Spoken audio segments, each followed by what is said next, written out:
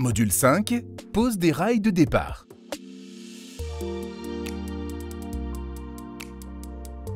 Le rail de départ permet la pérennité du système, d'assurer un démarrage parfaitement horizontal, de protéger la sous-face du système contre les rongeurs. Le profilé peut être en aluminium ou en PVC. Le profilé en PVC réglable permet de s'adapter à d'autres épaisseurs d'isolant, de compenser l'épaisseur des plots de colle, la suppression des ponts thermiques. La pose du rail doit être précise, il est donc important de réaliser un calpinage reprenant la hauteur par rapport au sol, qui doit être de 15 cm dans le cas d'un sol fini et aménagé, dans le cas d'autres types de configurations ou d'autres types d'isolants, se reporter au CPT 3035 ou à l'avis technique du fabricant.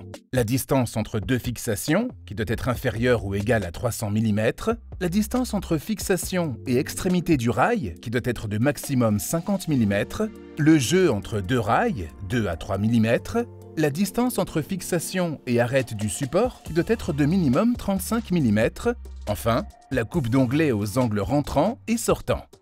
Sur la base du calpinage, réalisez le tracé des éléments à percer sur la façade. Effectuez le perçage.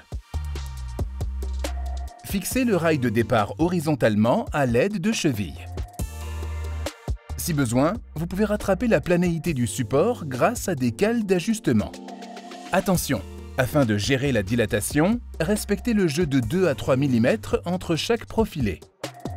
Pour assurer la continuité et la rigidité de l'ensemble, des connecteurs sont fixés à chaque extrémité. Attention, les connecteurs ne doivent pas être enfoncés en butée avec les rails afin de respecter le jeu initial de 2 à 3 mm nécessaire à la dilatation des profilés aluminium ou PVC. Pour les angles rentrants et sortants, découpez le profilé puis fixez-le au connecteur. La pose du rail de départ est achevée. Il est alors important de contrôler l'horizontalité de la pose.